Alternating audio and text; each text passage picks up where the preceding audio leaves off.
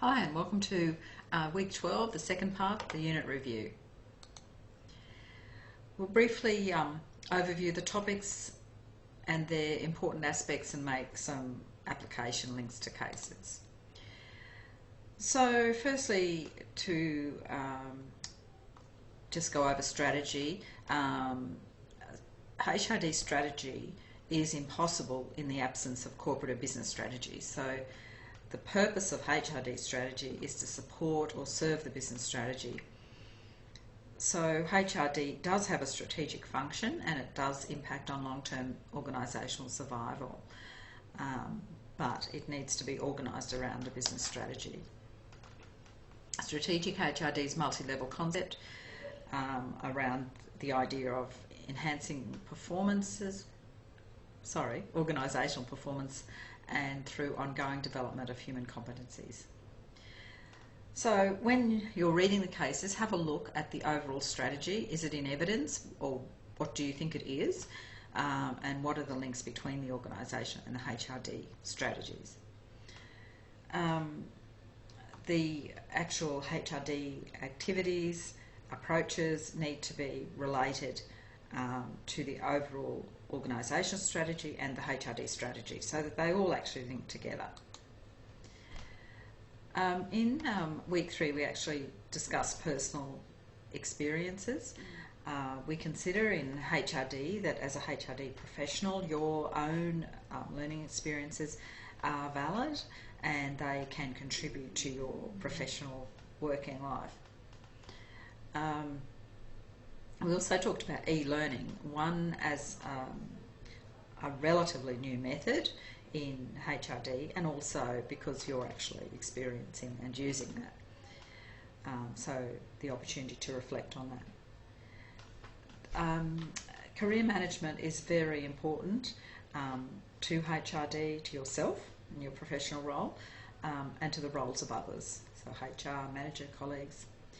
And basically it involves cycles around goal setting, action plans, review at individual, team and organisational levels. We noted that lifelong learning was an important guiding principle that should be promoted in all HRD approaches and processes. So we're not just looking for a quick fix in this one little area, but how can we bring that into a more overall lifelong learning approach. Continuing professional development is planned and ongoing learning processes that protect and advance claims for professional status. And applications to cases relates to the promotion of positive approaches to learning, such as career development, creation of a learning culture for individuals, teams and organisations. So personal learning, big plug for that. So Module 2, Design for Learning, we talked about various learning theories and principles, and you went over these in assignment assessment item 1. We noted that there were many definitions of learning. It's a knowledge creating process via transforming experiences, knowledge, skills, insight process. So it's had various definitions. But these learning theories that are bigger than even the definitions are really guiding frameworks around approaches to learning. We particularly looked at 3, so behavioural approaches, cognitive approaches, and that includes experiential learning, and we looked at social and sociocultural learning, so Bandura's work.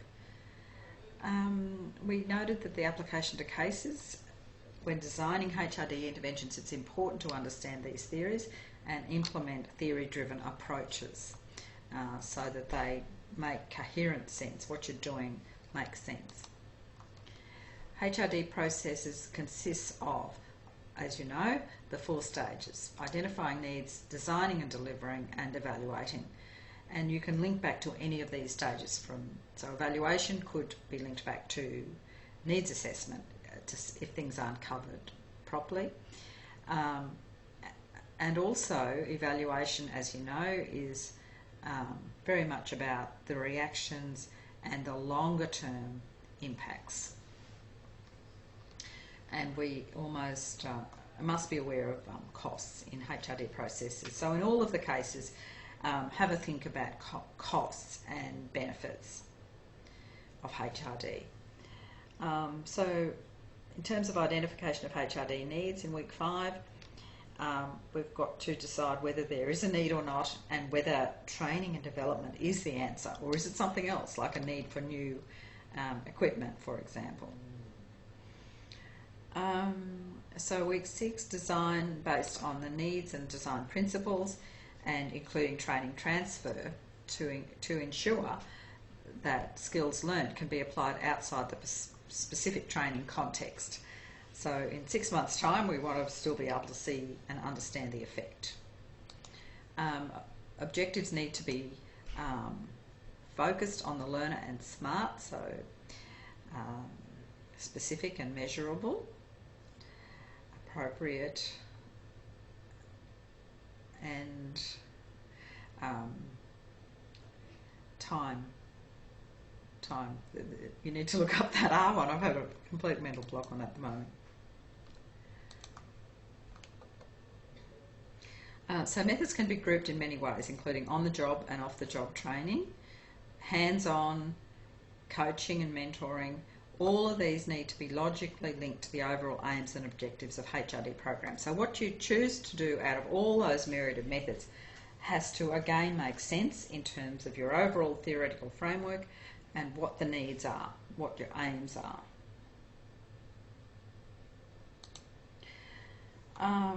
So week 7 we talked about evaluation and making judgments of worth based partly on the information provided by the assessment of needs process. So the Kirkpatrick model offers 4 levels: reactions to the session, learning from the session, behaviour on the job. So once you've left the training session, how are you impacted back at work? Are you going to be able to use the learning in an effective way? And then more long term, the organisational results. So you might be looking at things like profitability, you might be looking at customer satisfaction, internal staff satisfaction. All of these different things can indicate to you whether HRD has made a difference. Just the point on that is assessment is the gathering of interpreting and describing information learner achievement in a much more fine-grained way. So you might do a little assessment halfway through to see what students have learned, or you might ask them to do a role play that shows to demonstrate what they've learned, a short test, whatever. So they're assessments, those little things, whereas Kirkpatrick model talks about that as bigger picture on evaluation. So evaluation is needed to improve the quality of HRD over time, promote it. As we said earlier, it's you do need to market HRD and understand the costs and benefits. Applications to cases, HRD processes need to be logical and inclusive of all aspects: needs identification, design, delivery and evaluation. Costs must be clearly identified and balanced against benefits. Okay, so Module 3, HRD at work. We did look at case analysis in week 8, and we considered case analysis from different perspectives. There's basically no one right or wrong way. It's taking an analytical approach to the case. Workplace learning and knowledge management. So learning organisations, again, can be measured in a number of ways. Presence of an expansive learning environment where things are questioned and taken to the next level, and there's always opportunities for learning. Access to knowledge, qualifications, career progression, and the valuing of skills and knowledge can be present within a learning organisation, and should be. We talked about the idea of double loop learning, where we can look at issues and improve on those. We don't just sort of take the first idea that comes up and say, oh, quick fix. We really try and look at the values behind what's going on. There will be an increasing emphasis on knowledge management management of information, knowledge, what we tend to have on our intranets, in our computers. So that is going to become more powerful over time. So learning organisations, take a look at your cases and see whether you think they're learning organisations, and if not, how they could be improved, and how they could build, how knowledge management could be used as well to build a positive, more knowledge-based learning culture in the future. So we also looked at leadership and management development in week 9. We merged those two ideas around leadership and management because they are very much overlapping. Leadership may be conceptualised as a process where a person influences a group towards achievement of goals, and various approaches, models of leadership, and how to best implement HRD approaches. So how can everyone have and strive for leadership qualities, and how can we therefore take ourselves and our teams and our organisations forward? In the applications to cases, keep a lookout for poor leadership or good leadership, especially leadership that's autocratic, where you do this, do that, no other way. And laissez-faire are seen as very detrimental in organisations. So laissez-faire, free and easy, whatever happens, happens. And that can have very negative impacts because behaviours can get out of control, bad communication can flourish, there can be a lot of resistance under autocratic leadership for no reason, a lot of unhappiness for really no reason. So we're looking for more participative leadership styles. And leadership training is actually an important area of HRD for building positive relationships, communication skills, and improving performance. And the methods can vary, can be coaching, mentoring, experiential methods like role plays, active learning, information giving on best practice, and also informing people about research findings. It's a lot to go and really track down every recent review, but hopefully as HRD specialists you'll have the time to really look at research that's happening. And needs analysis is also essential in all HRD interventions. So you need to be looking at that. Did it occur in the cases? Should it have occurred? Should more of it have occurred? Etc. So talent and career management, I guess our perspectives here are failure to invest can result in higher costs for an organisation. So increased turnover, decreased employee commitment, for example. From an employee perspective, a lack of career management can result in frustrations, feeling undervalued, increased job-seeking behaviour, i.e. I'm going to look somewhere else, because as you know, being involved in training and development makes you feel more valued.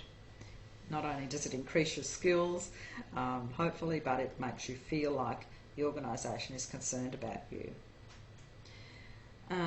We also talked about career, sequence of attitudes and behaviours associated with work-related experiences and activities over time is a well-accepted definition, and it doesn't imply success, failure, or that you followed a set number of steps.